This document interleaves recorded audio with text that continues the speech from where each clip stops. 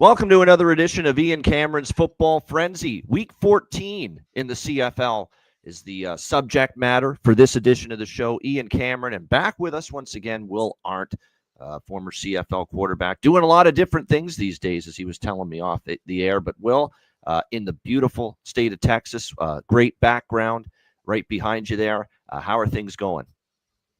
All's good. I was just caught myself smiling. We were talking before the show. It's just, we got college football is now we're in it.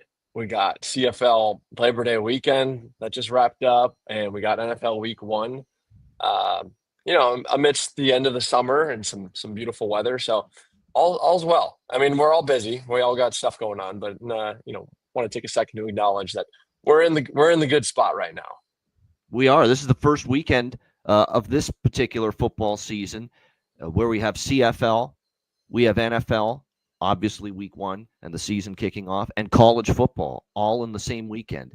And those are great weekends if you are a football fan, when you got all three going all at once like we do now.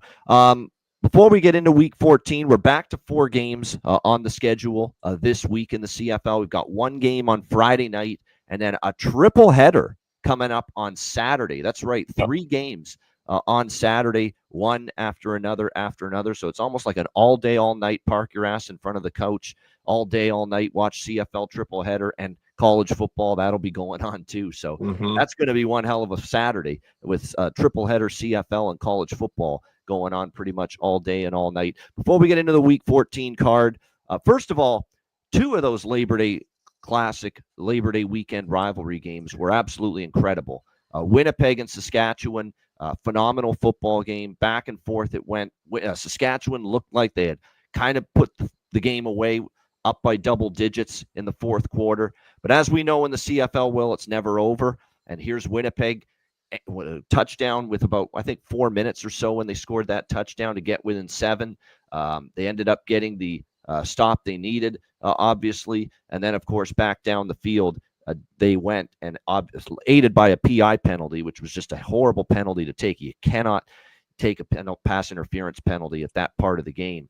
And Saskatchewan did. It set up Winnipeg to look like maybe tie the game, but they were denied the 2-point conversion that would have tied the game, and it was returned the other way by Saskatchewan for 2 points, and then Winnipeg fails to recover the onside kick, and then it ends up being a 34-30 win for the Saskatchewan Roughriders. So incredible finish there in the first game, and unfortunately for my Ticats, an absolute heartbreaker. A tremendous game, certainly great if you loved offense, but unfortunately, they look like they win the game with 18 seconds left. A hell of a drive to go ahead by 1. They missed on the 2-point conversion to go up by 3. How the hell does that happen in the Hamilton secondary with 18 seconds left? I don't know.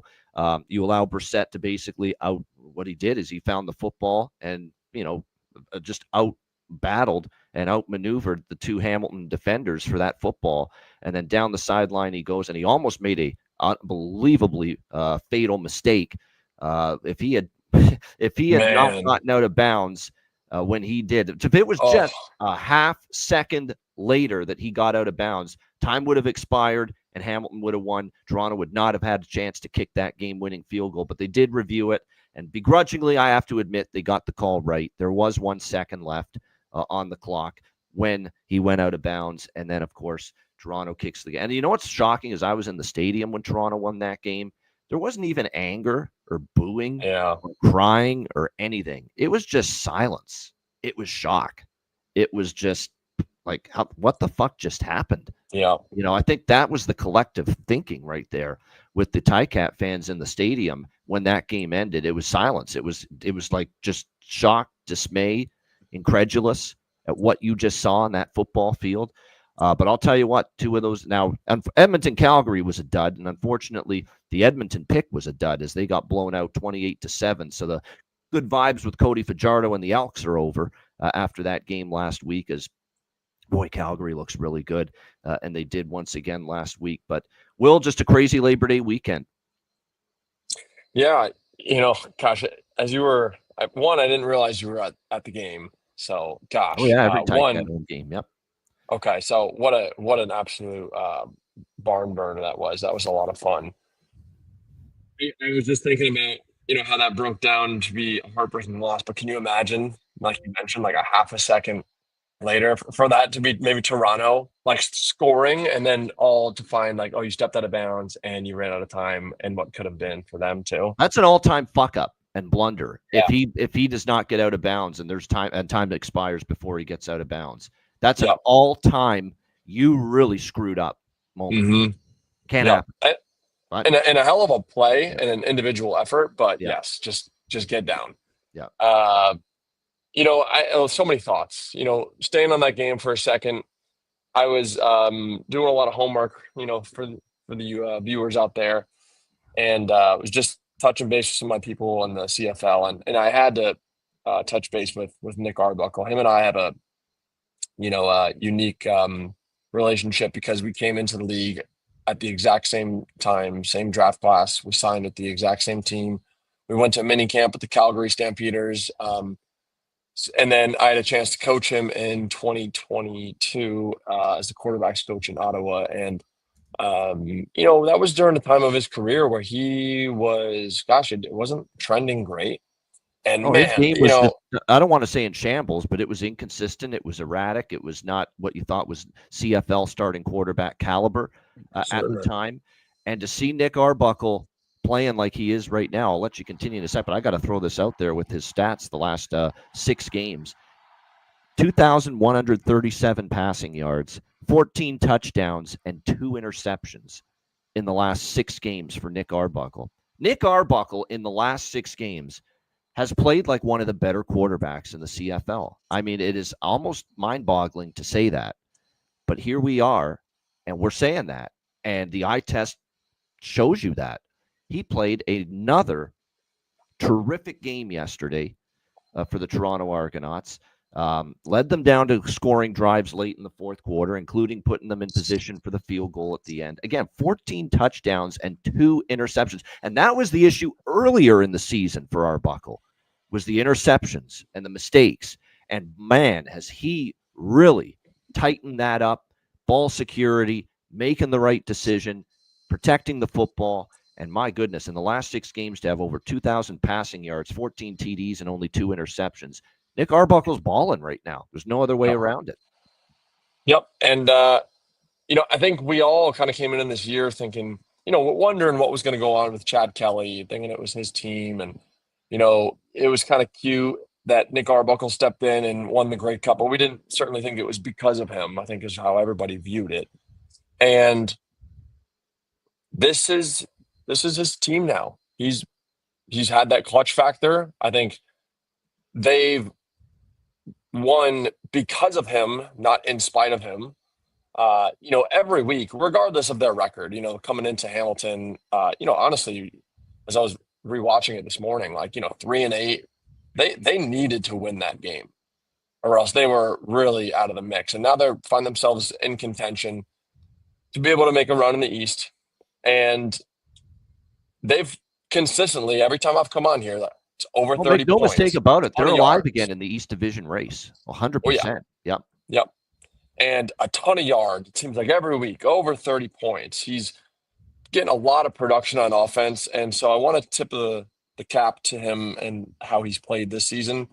Going over to the Saskatchewan game. Wow. What a game, what a finish to be able to come down to the last moment there. It's just a fun rivalry as it always is. And the old man and his young kids. I'm talking about Trevor Harris and his young receivers there in Saskatchewan. Yeah. Yeah. And they are really shaping up to be a team that has legs, to not ask Trevor to do so much, still score over 30 points. And Trevor throws the ball only 27 times and doesn't have his best game in the year by any stretch.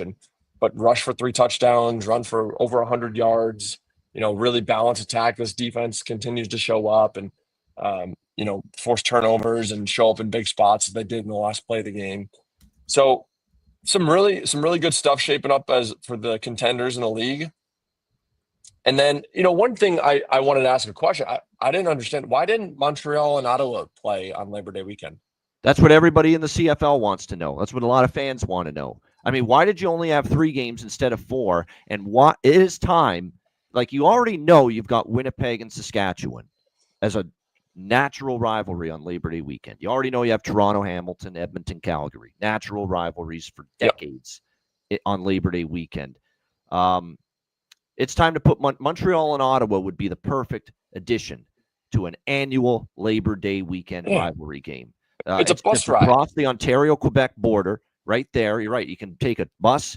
You can even drive from Ottawa to Montreal. That's how close it is. It would be a great, like, across the border rivalry, if you will. It's perfect for Labor Day weekend, and I think it's gaining momentum. All this, complaining from CFL fans and just they're advocating for it so heavily. And I agree. Like, you should have 4 games on Labor Day weekend, and Montreal versus Ottawa would be the perfect fit. Unfortunately, BC is left out of the mix. Tough shit. Sure. I mean, that's just the way it is. You don't have a natural rival on Labor Day. You never someone's have. Someone's got to have a bye. Yeah. And BC can be that bye team every Labor Day. And I think that's part of it, too, is they just don't want the same team to have the bye on the same week every year. I think that's a bunch of nonsense. If it means adding another really good rivalry, regional rivalry on Labor Day, and Montreal versus Ottawa would be that, do it. It should happen. I agree 100%. I'm totally on board with that. We need to make this into a movement. We need Montreal versus Ottawa to be a annual Labor Day weekend rivalry game starting next year, just like Winnipeg, Saskatchewan, Toronto, Hamilton, and Edmonton, Calgary are. It's got to be done. I'm with you. Totally on board with that, no doubt. We'll just wrap up on Toronto because we always like to talk about the one team on the bye week. And the only thing I'll add is their defense is still pretty bad. There's still issues with that defense, although they did play pretty good in the first half. But once the Ticats got going in the second half, there's still issues on that defense. And what's scary about the defense is they're still struggling a decent amount, and they've had everybody healthy for the last couple of weeks. And here they, including Wynton McManus, their best player, and they're still having trouble, on that side of the ball. So I think with Ryan Dinwiddie, he's almost like thrown up his hands and said, you know what, we're just trying to outscore teams every week. And right now they've got the offense and the quarterback to do that. And they showed it, obviously, on Labor Day against Hamilton. And they showed it against BC the week before at home where they scored 52 points. They give up 35. Who cares? We scored 52. We won the game. And that's how good their offense is. And again, it speaks to Nick Arbuckle. Like, you just got to tip your cap and say, you know what? He's playing great. I didn't see this coming necessarily, but he's playing awesome football right now. And again, it's the difference in Nick Arbuckle. Early in the season, he was moving the ball and putting up points too. But the difference is he was turning it over early in the season. And now in the last 6 games, he's only had 2 interceptions, and it's made a big difference. 52 and 35 points in the last 2 games for Toronto. So they're peaking up. They're trending up. They're 4-8. Nobody's great in the East Division. Hamilton's come back down to earth. Montreal is still injury-riddled, although we'll get to Montreal. It looks like they're getting much healthier this Saturday for the game against Hamilton. But still, questions there. And Ottawa's Ottawa, not very good. So I think it's one of these situations where Toronto at least certainly can make the playoffs again at 4-8. And don't even rule out getting back into the mix to maybe contend in the division. Now, again, they're going to need to keep winning. They're going to need Hamilton, Montreal to stumble a little bit. But still, 4-8 now. They're only 2 wins behind Hamilton right now in that East Division at race at the moment. So Toronto trending up going into the bye, and we'll see how they fare next week when they return to action. All right, let's get into Week 14. We will begin with Friday Night Football tonight. BC Lions and the Ottawa Red Blacks, 2 teams we did not see play last week. Both of them were on a bye. We have BC 4.5-point road favorites, 55.5 the total here in this game. No Drew Brown, and I know Ottawa was hoping to have him back, especially knowing that they had a bye week last week. Yeah. And unfortunately, that is not the case.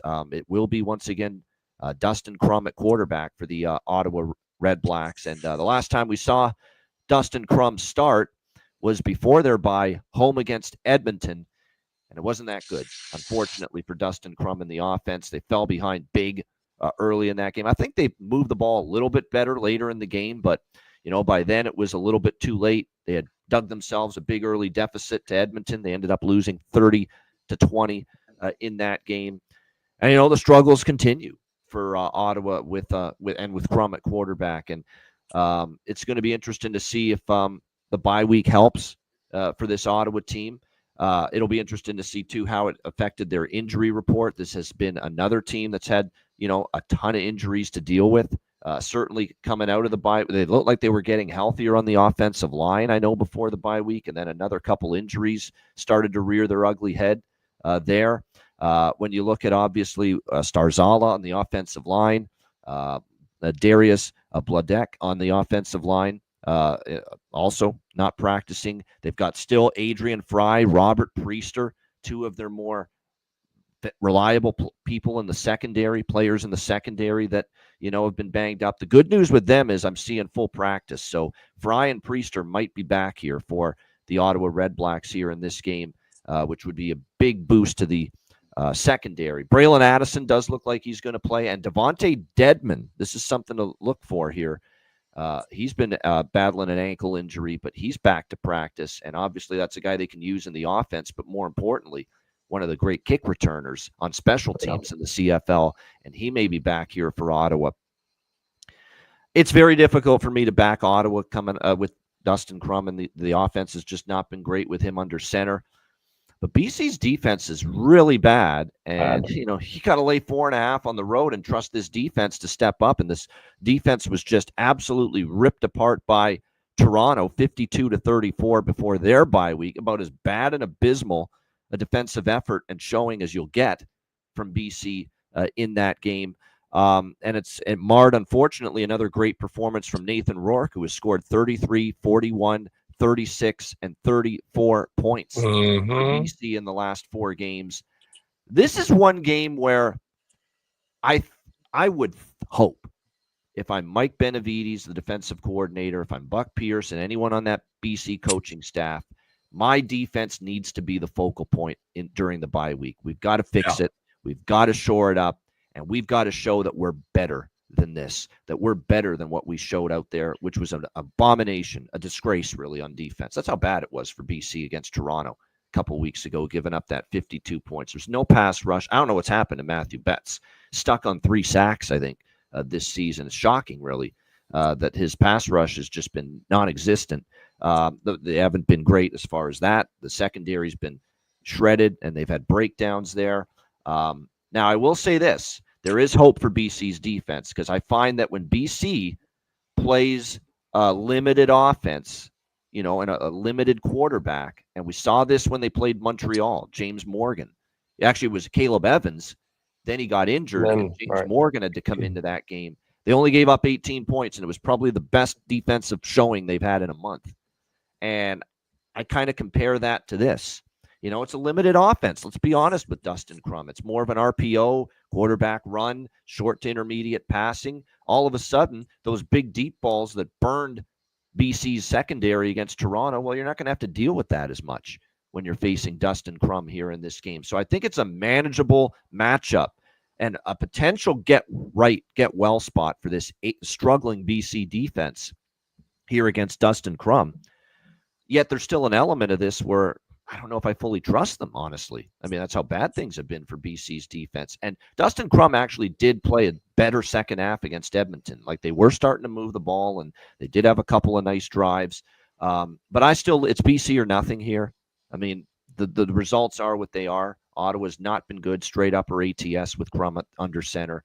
That does concern me. There's still, for Ottawa, issues with their defense. And there's also issues playing BC, because going back to 2022, BC 4-1 head-to-head versus Ottawa. Now, Ottawa did win 34-27 last year in August at home against BC, but a different situation. I think if I, with BC here, what I would do is because I'm definitely leaning in that direction with the Lions here as road favorites, I would maybe look to split the bet between the -4. There is a couple -4s out there for BC, and the team total for BC in this game over the team total. Because the one thing that's been constant, despite the defensive issues, has been Nathan Rourke and this BC offense putting up points. And the BC team total here is 29.5, 30.5 in this game. They exceeded it against Toronto, 34. They exceeded it against Montreal, 36. They exceeded the team total against Hamilton, 41. They scored 33 in the first of the 2 games against Hamilton. They would have gone over that team total. So in 5 of the last 6 BC Lions games, they have gone over 29.5, 30.5 points, which is what their team total is for this game. So I think that's the way I would approach it from a betting standpoint. Either split it between BC -4 and the team total over, or maybe just play the team total over, because there is still a part of me that's a little leery of laying points with a leaky defense on the road. Will, what do you think here to get us going for Week 14, Friday night? I have a lot of thoughts on this. I'll try to keep it clean for the viewers. These were the 2 teams I had a chance to play for. I know a lot of people involved in both organizations. I kind of have a the feeling Will about how Arndt this Bowl. one's going to go. I didn't mention that. It's the Will Arndt Bowl on Friday Yep. night. So should give out a trophy with a statue of you on it. Yeah, that's what it should be. I'll text Bob Dice and see if he can make it happen. Yeah, let's go. So Will Arndt Bowl. I gotta say, I mean, this is strictly anecdotal, but when I'm doing something like this, my job is not to pull punches. My job is to be transparent for the people that are watching. I gotta say, I'm starting to just be out on Drew Brown. I don't know Drew Brown. Just I don't know. This ain't it, as the kids would say. Heard a lot. Hasn't been very productive for this team. I like their roster. I'm not saying it's his fault. I'm just saying I don't know if this is working. If it's a franchise quarterback, he's hurt a lot. He's young, undersized. Haven't really won much in the few years there. And here we are after a bye week and not available again.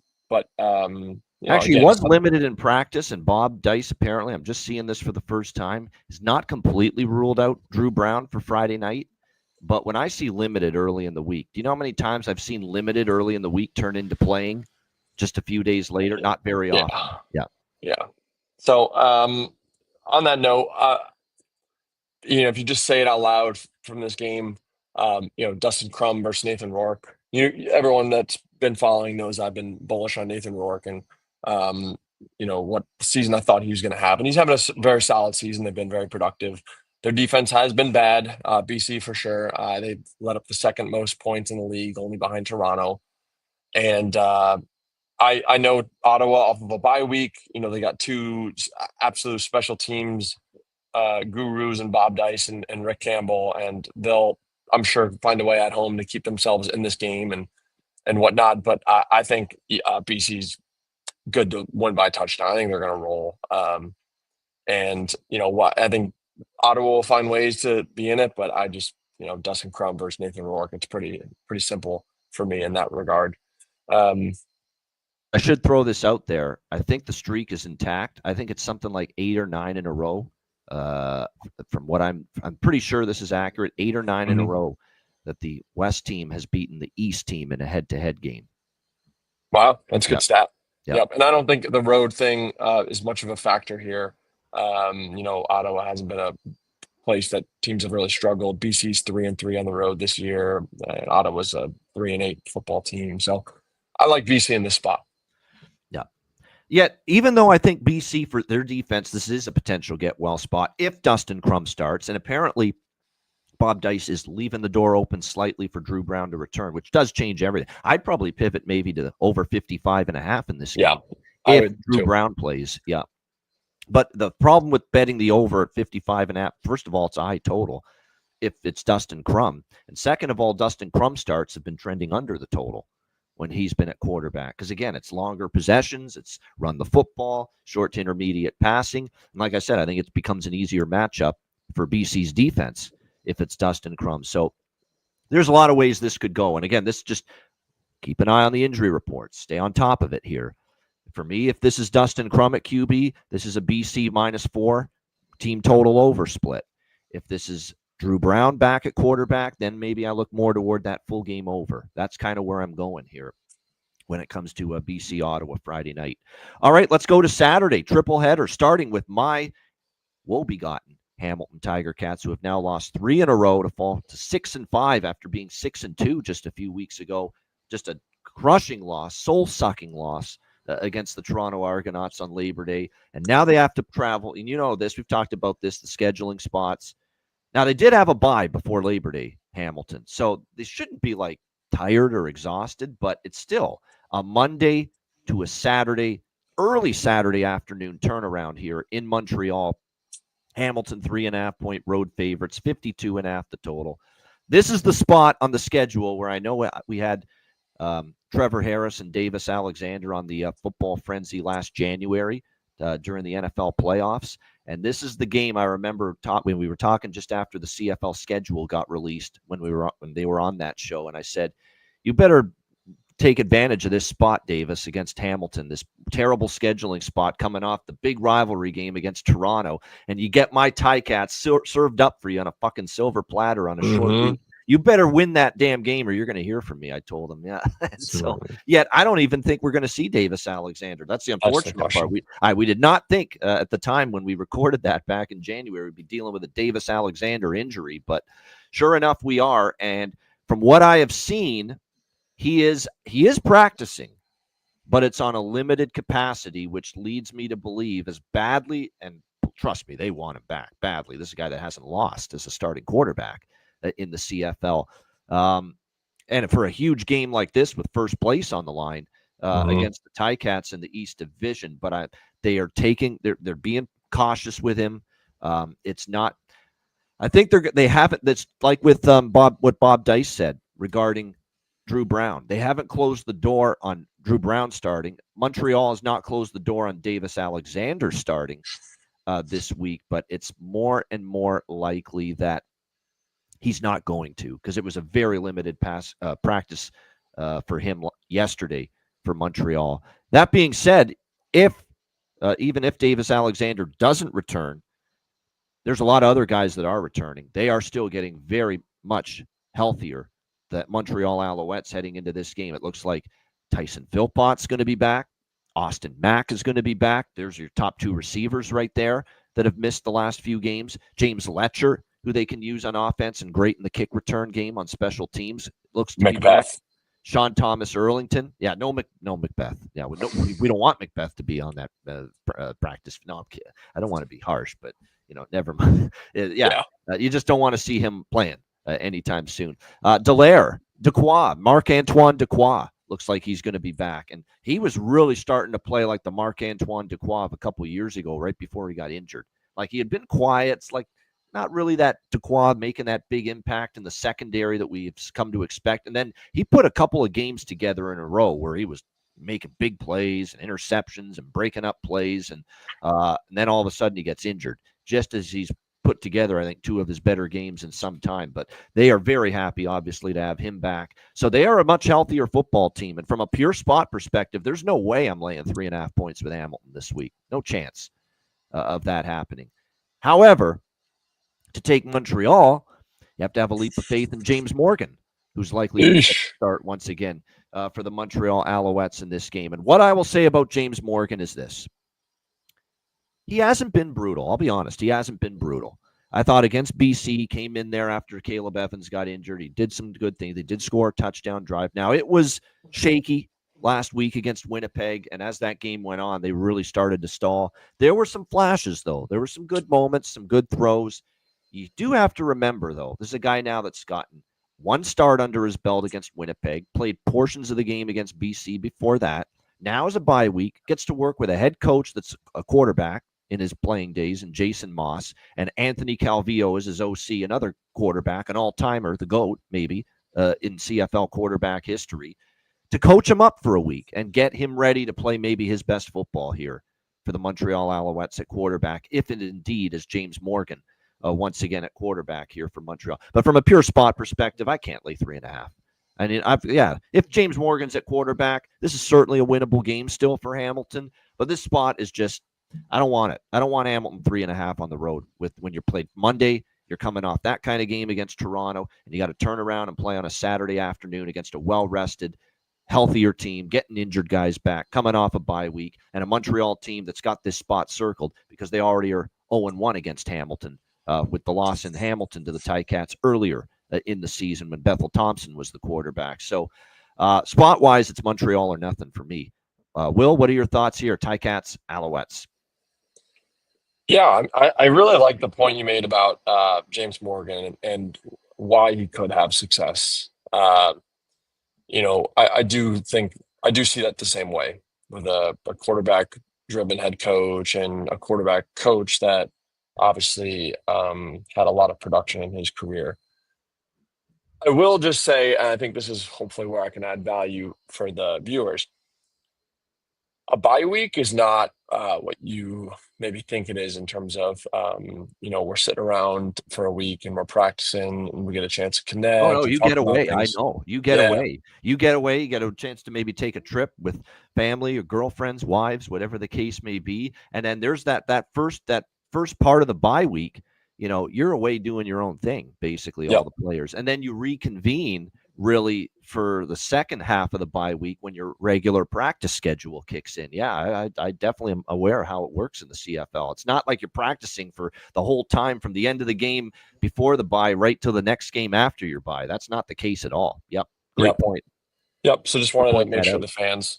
the fans were aware of that. So it's Yep. not like, he's had a chance to, get a lot of reps and continuity. Sure, they come back a day or two early and start practicing and whatever. But Davis Alexander's limited, so he's involved, which is obviously a good sign. This is a good football team when he's in there. Obviously not having lost. So for me, in this matchup, in this spot, I know Hamilton has lost 3 in a row, but it's been 3 tough, highly contested losses. They've been very productive. Bo Levi's been very good. If not for a blunder, let's be honest, at the end of the Toronto game, they're winning that football game, and Bo was coming up clutch, and they probably are feeling good about things. Um, they're going to have to, rally on a semi-short week, and I think if it's anyone other than Davis Alexander, I really like Hamilton here. I know Montreal is well rested, but that's a big hurdle. And quite frankly, we've seen how abysmal Montreal has been with other quarterbacks. And, Equally abysmal as Hamilton's track record in Montreal in recent years, by the way. I don't know when the last time we've won there is in Montreal. certainly, but up against a James Morgan, I like Hamilton in this spot. Probably with some urgency, losing 3 in a row where, hey, we need to get off the schneid and Yep. get one done here in a spot where we should be expected to. So getting points in this spot, with the uncertainty of Davis Alexander hanging over, that obviously changes things, but I like Hamilton here as it is. I hope you're right. As a fan, I'd love to see that. Give me a Hamilton win just give me a Hamilton win. But Yeah. personally, from a betting standpoint, I'd love a Hamilton win by 3. Personally, that would be Yeah. beautiful. That's Love it. perfect. That's Ian Cameron's day is made if Hamilton wins this game by 3. I get my team wins, and I cash my ticket with Montreal because I think I'm probably going to go in that direction. I'll certainly go in that. I was certainly going to go in that direction if Davis Alexander was back. I might even still take a shot with Montreal with James Morgan, just because, look, he's very inexperienced. I get it, but at least he started a game. He's got, obviously, the 2 quarterbacks on his coaching staff in his ear, Moss and Calvillo, and get him ready. And at least he's got a game on. It's not like Hamilton's defense is the 85 Bears either, and they showed that again last week against Toronto. So, like I said, I'm kind of thinking there's a Montreal spot. It's just a question of, do I want to trust James Morgan? But to me, it's a Montreal spot. It is. They just got such advantages here with Hamilton on the very short week, going on the road from Monday to Saturday. We'll see how that plays out. If it's James Morgan at quarterback, I'd be tempted to take the under because this is a high total for a James Morgan It game. But you is. got to trust Hamilton's defense. That's the problem. But again, could this be like we talked about with BC, struggling defense, but you step down in class in a matchup that should be a get-well spot for you to show that you're better than what you've shown? For BC, that's an opportunity if they face Dustin Crum to show we're a better defense than this. For Hamilton, if it's James Morgan at quarterback this Saturday, it's like, hey, this is an opportunity to show we're a better defense than this. So I would lean under still. I mean, you always got to worry about that. And plus, too, the Hamilton offense, Montreal's defense is getting healthier, too. So I don't know if Bo and the offense are going to march Right. up and down for the whole game, moving the I'm with you. football. I like the under here. Yeah. That's just too high a total if James Morgan's at quarterback. That's the way I see it. 52.5. What was the total and how many points did we see in the first start for James? Oh yeah, 39 points. And ended 26-13. Oh, right. Yeah, Yeah. 39 points. So yeah, Right. 52.5 to me. There's value to the under if James Morgan is starting.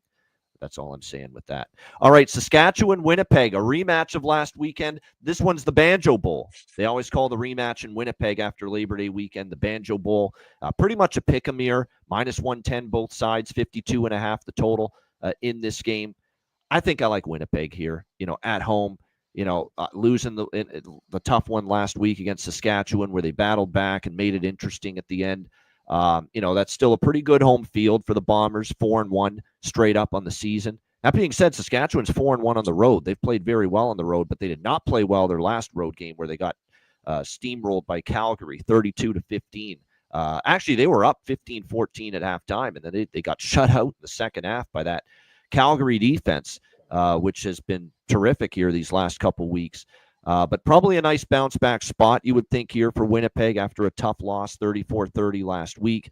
It is worth noting Winnipeg has won 5 straight games hosting Saskatchewan here at Princess Auto Stadium. So 5-0 straight up, 5-0 against the spread as well for Winnipeg. The last 5 meetings against Saskatchewan. I think it's their time. It's their opportunity probably to get back on track. Saskatchewan, they played pretty good on defense last week. Trevor Harris in the offense. Look, even without Sam Emilus, I've been impressed what I've seen from the receivers for Saskatchewan. How Tommy Neal, the product from McMaster, played his college university football right down the road here. He's been great. Joe Robustelli's been great. Those 2 young kids have stepped up for Saskatchewan. Duncan Busby, obviously Keyshawn Johnson. They've had a slew of their receivers step up. Myers, and it's been very impressive to see for Saskatchewan, even without Sam Emilus, who might be their best receiver. There's other players that have stepped up. AJ Ouellette had a better game running the football. After last week, too, one thing that was stunning about that game was just how poor the run game was for Winnipeg. They didn't run the football at all. And you got to give Saskatchewan credit. They're capable of having a really good run defense.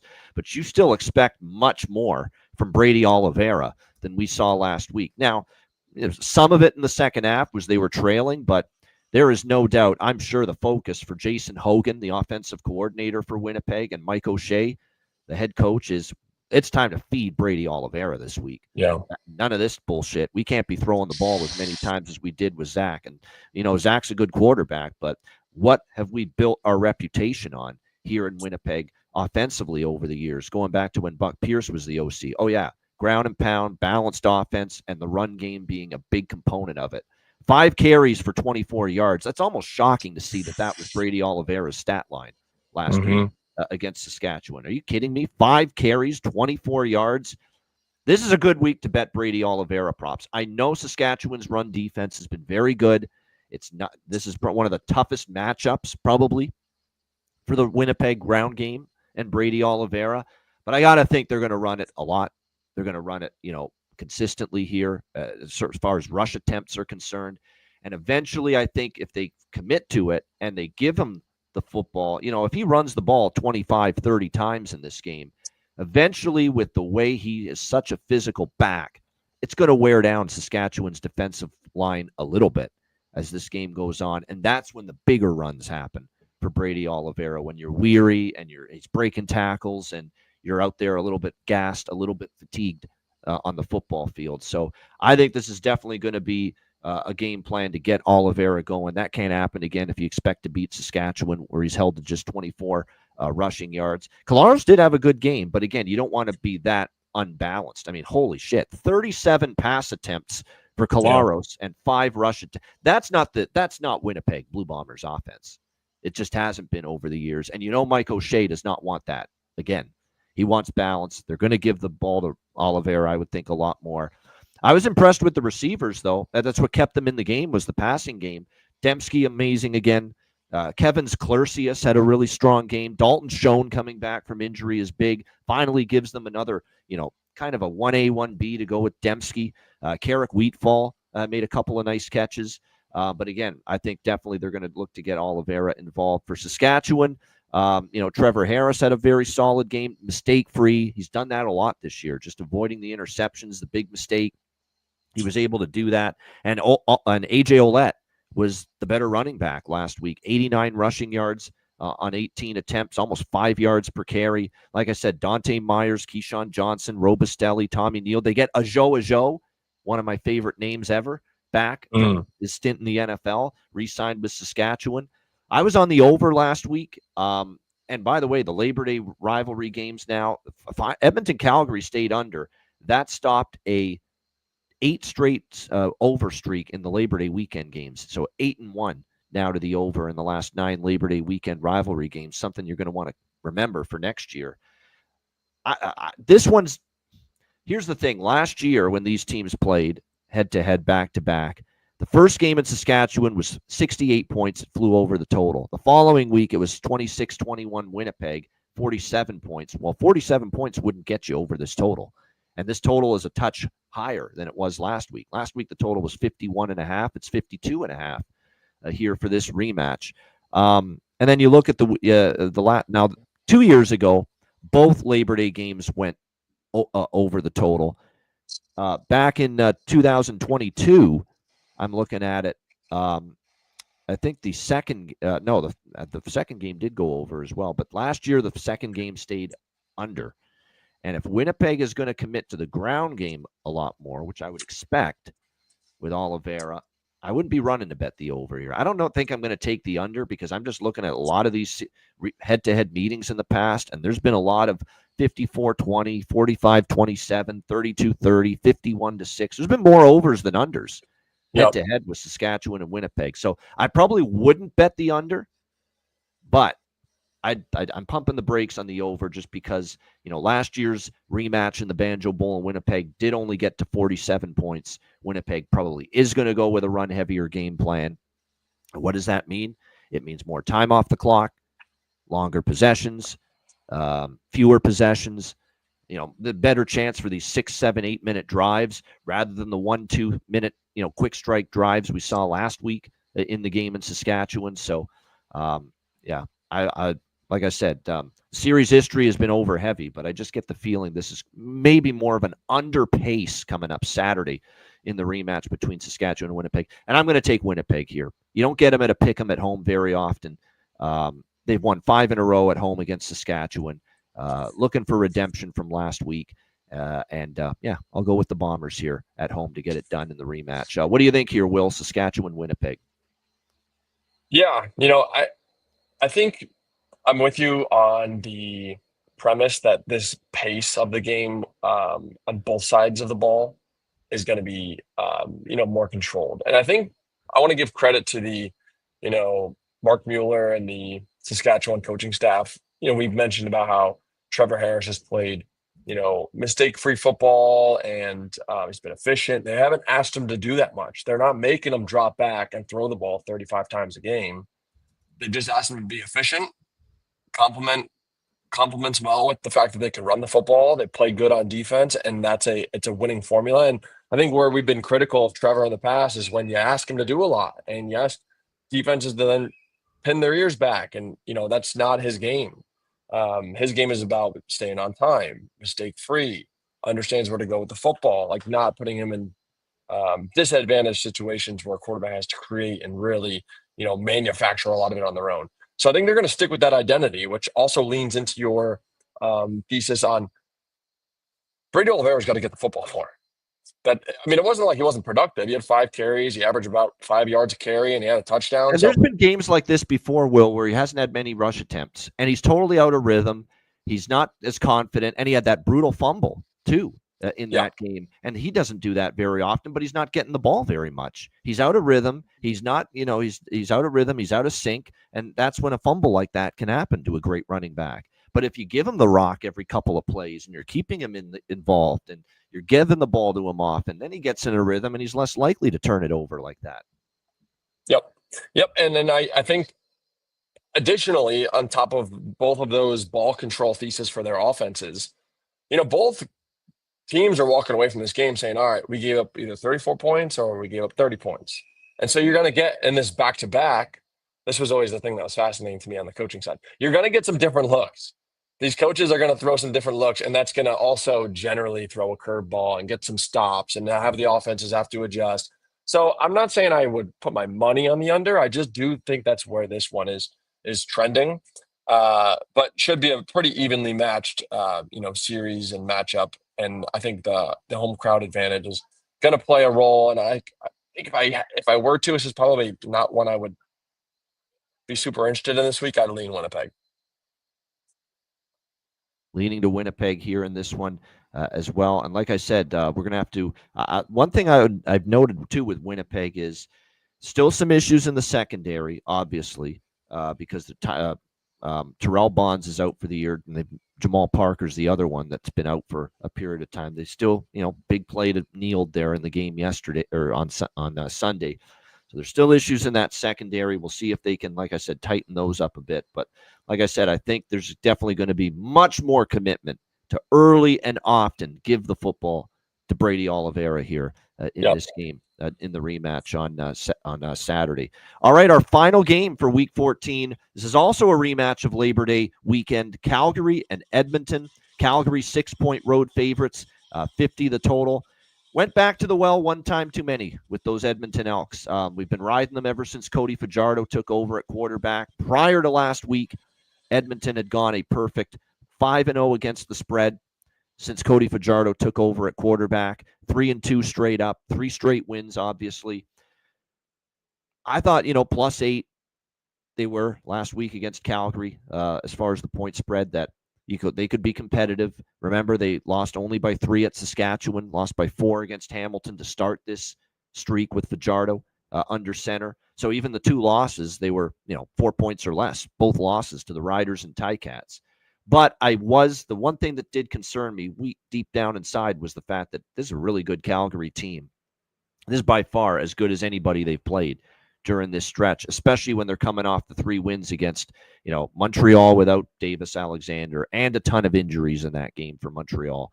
Toronto, who've had a mediocre season, although they're trending slightly up lately. And then Ottawa, and they beat Ottawa with Dustin Crum at quarterback. So I knew it was going to be a much taller task for Edmonton, but I didn't think they'd be dominated like that. And you got to give Calgary all the credit.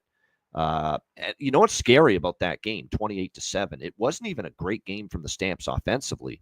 Vernon Adams didn't have a phenomenal game by any stretch, but the defense was just so great. They got the kick return touchdown, which was really huge for Calgary. Kind of took the wind out of Edmonton's sails when it was 13-7 at the time. And then that kick return touchdown on the punt return touchdown gave Calgary a 20-7 lead, and it kind of felt like Edmonton. A lot of the air came out of the balloon for them at that moment in the game, and Calgary just coasted to that 28-7 win. But they played excellent defense. The offensive line has to get better for Edmonton. It's just, this has happened a couple of times with Fajardo at quarterback, and at times they've been able to overcome it, like they did against Montreal, where I don't think the offensive line played great in that game, but they were good enough when they needed to be in the clutch moments to allow Fajardo and the Elks to put together that game-winning touchdown to beat Montreal. But in the grand scheme of things, the last few weeks, this Edmonton Elks offensive line has been downright putrid. That game against Calgary reminded me of the Saskatchewan game, the very first game that Cody Fajardo started after replacing Trey Ford. I know they only lost 21-18. They were only by 3, but the offensive line was just caved in time and time again by Saskatchewan in that football game. And it's basically the same thing happened on Monday against Calgary. The O-line protection was pathetic. It was abysmal.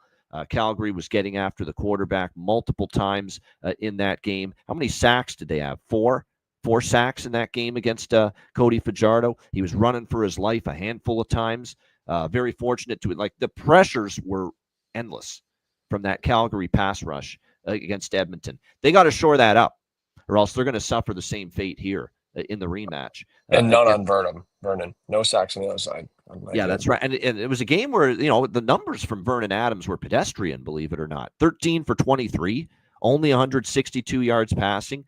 But they were leaned on Dedrick Mills, who was very good, 106 rushing yards, 6.2 yards per carry in that game. Clark Barnes, Dominique Rhymes, very solid. If you're Edmonton, you took Damian Alford away, and for you to still lose that game 28-7, kind of disheartening. It's also disheartening, and it's a concern for me with Edmonton this week, Will, is the injuries that they suffered in that game. Couple of them. They were already shorthanded a little bit at receiver. When you're talking about, Stephen Dunbar was out. for that game. There was another receiver out, but Jake Seresna ended up getting banged up toward the end of that game and left. And he's a heart and soul player on that defense front, and he's a great player. Gets after the quarterback, is all out energy all the time. And like I said, it's certainly concerning the injuries that Edmonton, accumulated coming out of that game. The knee injury for Seresna is certainly concerning. Like I said, Curly Gittens Jr. also left that game. And remember, this is not an overly deep Edmonton receiving core. And Stephen Dunbar is already out. And then they lose Curly Gittens Jr. To injury in that Calgary game as well. That's also concerning. Seresna left that game to injury. We're going to have to really look at this injury report coming into this week because, like I said, they just don't have a lot of depth at receiver right now. Dunbar already out. What if Curly Gittens is going to miss time? Is Seresna going to be available on Saturday? This could be a really depleted, short-handed Edmonton team. And after taking my chance with them last week and get burned, I'm definitely waiting and seeing what I'm going to get from Edmonton and who they've got to put out there on the field this week before I even consider taking them again here in the rematch against this Calgary team. What I'm maybe more interested in here in this game, especially if Seresna is a no-go, that is a huge blow to the D-line, which has played better lately. They had played better lately. I can't say they played great last week. No sacks on Vernon Adams, and they let Dedrick Mills run amok, over 100 rushing yards. So they didn't play as well last week, but I'm telling you what, D-line's in even a bigger world of hurt if Jake Seresna's not playing this week. So that's an impact injury that you want to keep an eye on. I've got this game circled to bet over the total, and I know I am stepping in front of this Edmonton underrun, and we have talked about it. It's now 7 straight Edmonton games have gone under the total. Every game that Cody Fajardo has started has gone under the total. 6 straight with Fajardo starting at quarterback have gone under. I know if I bet over in this game, I'm going heads up against that trend, but it's going to end at some point. And I think Edmonton could be very vulnerable on defense. I know for a fact, while they were happy that they won and they had the run game was good, I know Vernon Adams is going to want to be better in the passing game. He's not going to be thrilled with the stat line of 100 and change receiving yards last week against Edmonton. Only 162 receiving yards, 13 for 23. So I think they're going to look to get that passing game going again. The Edmonton secondary has that's been the weaker part of the defense most of the season. Now they have played a little bit better lately, but like I said, if that pass rush struggles, there's going to be, I think, a better chance for those receivers to get open here for Calgary if they probably look toward shoring up more of the passing game this time around. And then on the flip side, Calgary's defense is awesome. There's no denying that. What's the way they're playing right now? They hold Edmonton to 7. They put a goose egg up on the board in the second half against Trevor Harris in Saskatchewan the week before that. So maybe Edmonton's offense won't get it going. But you're still talking about Cody Fajardo, veteran guy. He knows that, hey, it was a rough day for him, rough day for the offense in Calgary on Monday. I think the focus is going to be getting it going again. And certainly the focus has to be pass rush, keeping that pass rush of Calgary at bay, because they did not do a good enough job of that. Not even close. 4 sacks, and he was under duress all game, Cody Fajardo. So I think it's a quick game. Quick game, get the ball out quickly. Look for those short to intermediate passes. And if you can do that, the one thing about Calgary, they're a very aggressive defense. And Bob Slowick's done a great job. This guy's been coaching forever. He coached in the NFL. He coached a couple teams as a defensive coordinator in the NFL a long time ago, Bob Slowick. That's how long he's been around. And, of course, he's the Stampeders defensive coordinator. Use that aggressiveness against Calgary. Quick game, screen game. This is where I'd like to see Edmonton kind of go to that if I'm Jordan Maximic here, the offensive coordinator for the Edmonton Elks. Get the ball out quickly. You can't screw around and fiddly fool around holding the football against this kind of a defense. And, that happened a bit too much, especially when your offensive line has got some issues. And there's no doubt Edmonton's does. So get the ball out quickly. If they do that, I think they can set themselves up for more production and more offensive success in this rematch, Edmonton, than obviously they had last week. So I kind of think after a low-scoring game last week, we kind of see it flip this week, and we see the opposite happen. It's still been, for the most part in the series, the games in Edmonton in particular have been high-scoring. Last year in Edmonton, 37-16 Elks, 53 points. 25-23 Elks, 48 points. 56-28 in a game in Edmonton a few years ago, 84 points, 55 points in a game in Edmonton the year before that. So a lot of the games between the Stamps and the Elks here at Commonwealth, they have been of the higher scoring variety. So I'll go over the total here at 50 in the rematch here. I like that more than a side. I don't know if I'm running to back Edmonton again, especially with the injuries mounting. Calgary really is good now, and I don't know if I want to take my chances fading them again. What do you think here, Will? Final game, Calgary, Edmonton. Yeah. You and I see a lot of the things the same way, and I've expressed that I don't like always agreeing with you, but I do see it the same way. And I will just say this for all you skeptics out there: Ian and I, when we have been on, we've been over 500. We've been hitting on a lot of things. So yeah, I it's see been good. Yep, The I see this Edmonton the best same bet way. last week notwithstanding, that was bad, but mostly Yeah, I can't speak for that because you had negative influence because I wasn't there. That's right. Yeah. So in this spot, I do see it the same way. A couple trends streaks that have to end. It's a rivalry game. Edmonton's at home. They have not won a divisional game this year. They've not beaten. They're 0-5 against teams in the West. That's they feasted on the weaker East, Edmonton. Yeah. That's true. And they did win 3 in a row before this. So I think, and Cody Fajardo did not play bad. I had a chance to play for Jordan Maximic in BC. He did not. You can't say, oh, he sucked. No, his O-line sucked.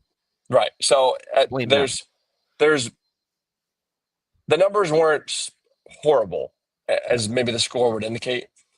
So I like a little bit of mean reversion here. I am with you. The Jake Serezna injury as just a key piece of that defense and some beef inside, if you will, because, they ran all over them last week. That is concerning, but, getting 6 points at home on a rivalry game, on a back-to-back, quarterback's playing good. I'd like to think you got a smart OC. I'm with you on the over, even though that streak would say otherwise. And I also think the streak of being 0-5 versus teams in the West has to end. And I think this is a spot where I kind of like Edmonton, given the line and what's at play here, not so much to say they're going to win outright. Yeah, I'm not going to be on Calgary. I'm not going to be one of these guys that lost with Edmonton last week and now I'm going to take Calgary this week. I'm not going to do that. It's just a question of, am I that excited about taking Edmonton again? For me, I'll either be on Edmonton or I don't bet the side. That's where I'm going to be in this game. But I can't say I'm excited. Now, if 7 pops up on Edmonton, if this line moves a little bit more toward Calgary, and I'm able to get, then the antenna goes up a little bit, and I might get interested, and I might buy a piece of the Elks at that number. But like I said, at the moment, it's probably going to be a no bet for me from a side perspective. But I think the over's a good look. I really do. I think Calgary will have more focus on getting the pass game going because they know it was kind of not the best showing for the and especially with the receivers they've got. Like for Damian Alford to be that invisible last week is almost shocking. I think that's got a chance to change this week. And I think Edmonton, like I said, if they listen to Coach Ian, not that I'm trying to say I'm smarter than Mark Killam or anyone on the Edmonton staff, but if you get the ball out of Cody's hands quickly, he's got at least got a chance for success here if the O-line's going to continue to struggle to pass protect here in this game. So, I like over. Like I said, Edmonton only probably if it gets to 7. If it's not, I'm probably not going to be on the side there in that game. Good stuff with Will Arndt. Before we wrap it up with best bets, Will, we do want to get a thought or two on NFL Week 1. Yes, the NFL season is here. I'll just let you have it. The floor is yours. Any game you want to talk about? I have a feeling your Minnesota Vikings might come up in the discussion since they're your team, but I'll just throw out a couple of the games because they're the bigger games that, are intriguing. Maybe you want to say a thing or two about them. Obviously, we start the season with Cowboys-Eagles. Philadelphia, 8-point home favorites, 47.5 the total Thursday night. Sao Paulo, Brazil on Friday night. Chiefs and Chargers. Chiefs, 3-point road favorites, 46.5 the total in that game. Sunday, you've got the Steelers and Jets. Aaron Rodgers' Steelers debut against his old team, and Justin Fields for the Jets playing against his old team, the Pittsburgh Steelers. So that's an intriguing matchup. You've got, obviously, Giants and Commanders. Russell Wilson era begins with the Giants. Can Washington have another great season like last year? You got Tampa Bay, Atlanta, maybe the two best teams on paper in the NFC South going into the season, with Baker Mayfield and Michael Penix Jr. going head to head.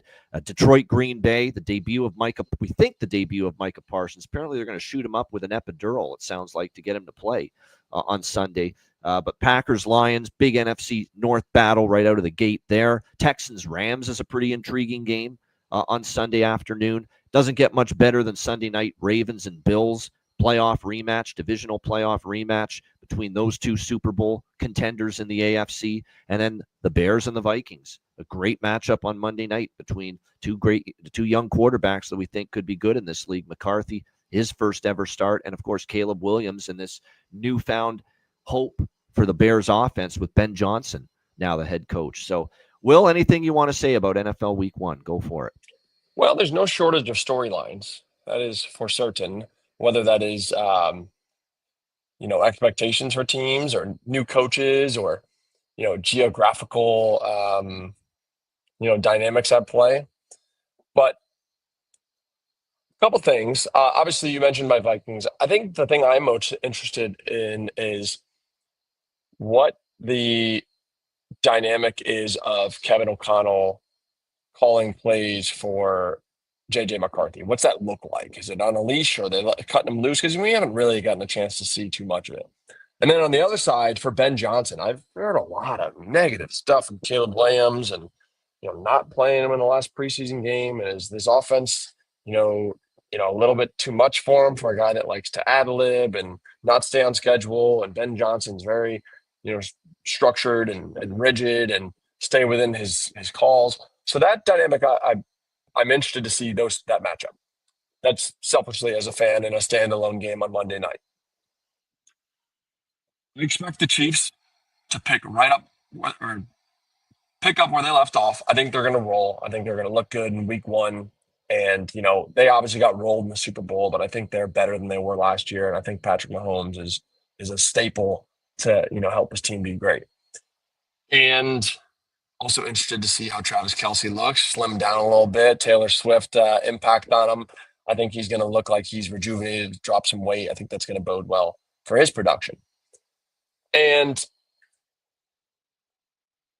outside of that, I think one of the matchups that you mentioned it, but I haven't heard it really talked a lot about mainstream. Just Aaron Rodgers going back to New York. I just feel like that's really intriguing to me, and for a 1:00 game to be snuck in there.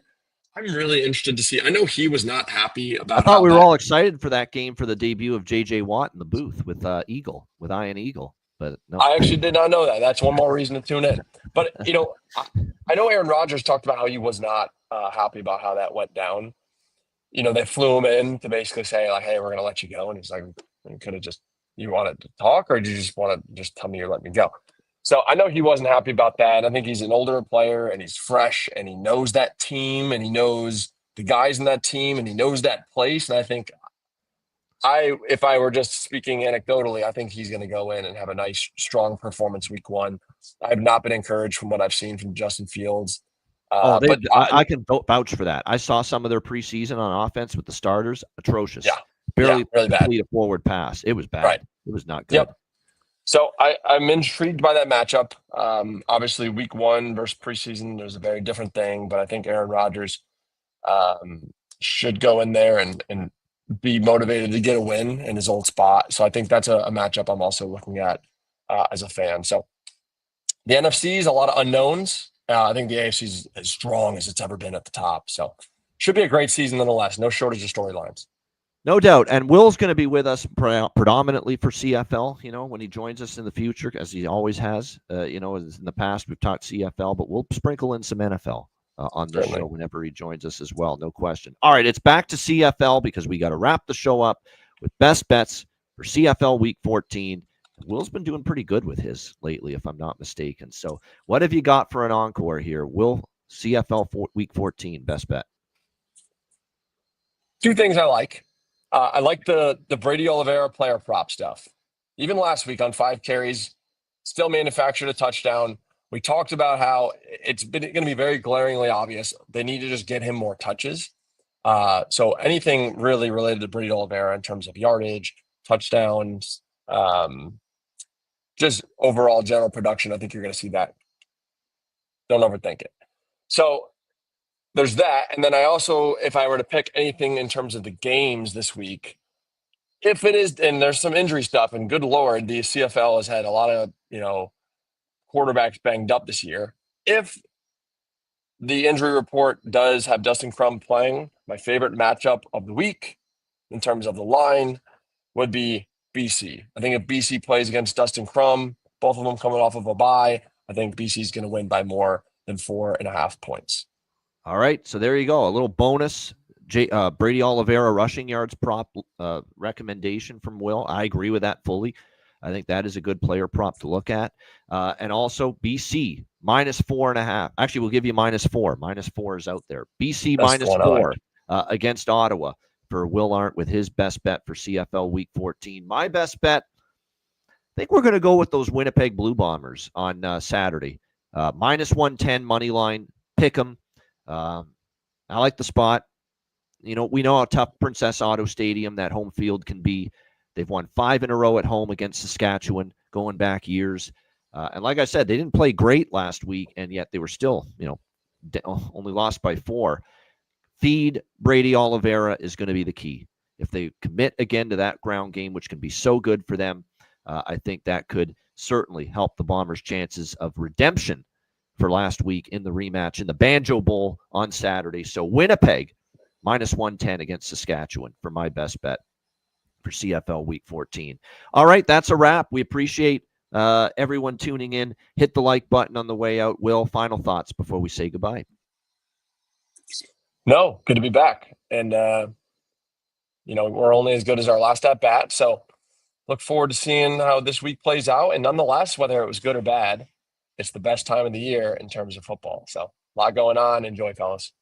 I know you're going to have Thursday, Friday, Saturday, Sunday. You're going to have just Monday. You're going to have just a shit ton of football every week now moving forward, and everything. NFL, college football, CFL. It's that time of year. It's a great time of year. I don't like that the warm weather's starting to disappear in these parts. But nevertheless, I am happy that we get football in all 3 varieties every week moving forward: NFL, college, and CFL. Great stuff on the Football Frenzy. As always, hit the like button on the way out. For Will Arndt, I'm Ian Cameron. This has been the CFL Week 14 edition of Ian Cameron's Football Frenzy. Enjoy the games and good luck, and we'll be back next week for another edition of Ian Cameron's Football Frenzy.